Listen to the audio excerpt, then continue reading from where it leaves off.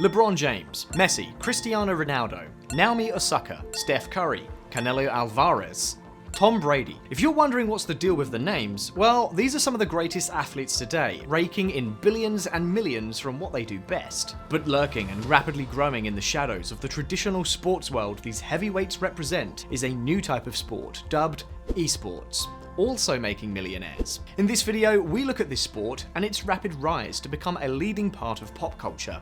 Keep watching. What are esports? Well, esports are a part of the larger video game industry, in which players participate and compete in various video games. For example, some games include Fortnite, Valorant, League of Legends, and Call of Duty. Participants use their wits, skills, and tricks to outdo each other so that they achieve global rankings, prize money, games, and other rewards. And while esports competitions can be held remotely, they sometimes borrow from traditional sports and are held live in arenas before thousands of spectators. The Barclays Center in New York is a perfect example of one of the grand stages where esports games are held before a live audience.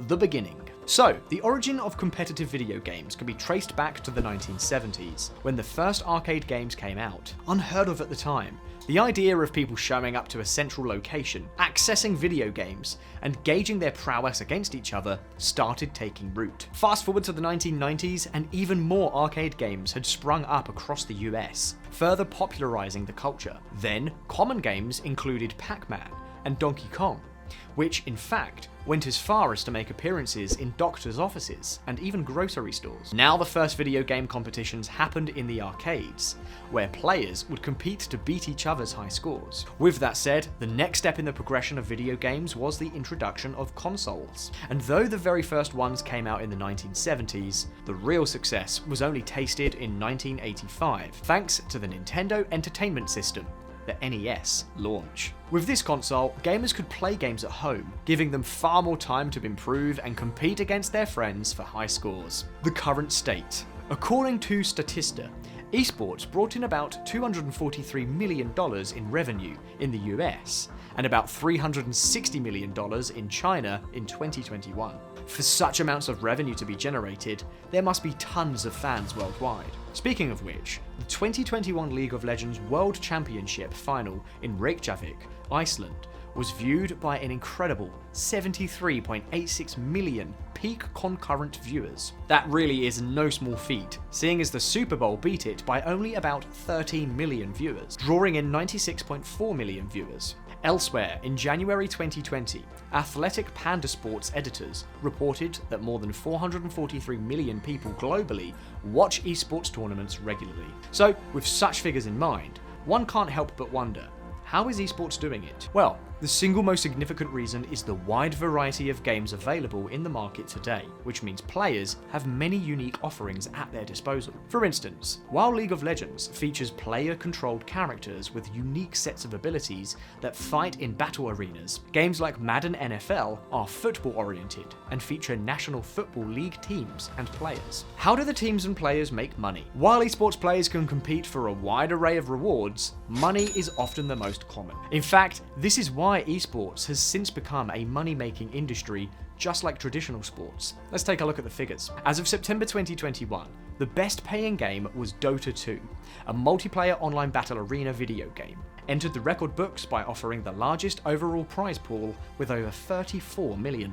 Moving ahead, even though the prize money is the real loot, it's important to note that the majority of esports players and teams rely on sponsors for more stable incomes. Talking of sponsors, Spotify and Adidas are among the known brands that have come out to sponsor esports teams and organizers. Back in 2020, Spotify, a music streaming service, announced its first ever games partnership with Riot Games, becoming the official audio streaming partner for League of Legends. The NBA is another large organization sinking its feet into the sand that is esports. Back in 2018, the association introduced its own gaming league, the NBA 2K League, named after a popular video game series. And just to add, the esports teams are owned by their counterparts in the NBA. Think the Celtics, Lakers, and so on. A move that goes a long way in ushering basketball fans into the world of esports. Individual esports players can also generate considerable revenue through streaming.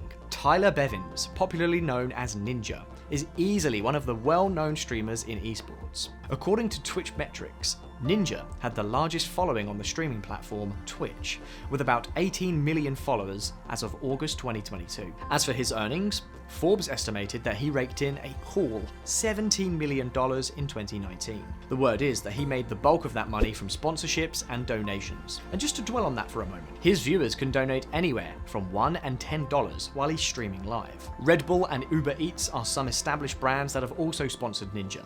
Esports and the economy.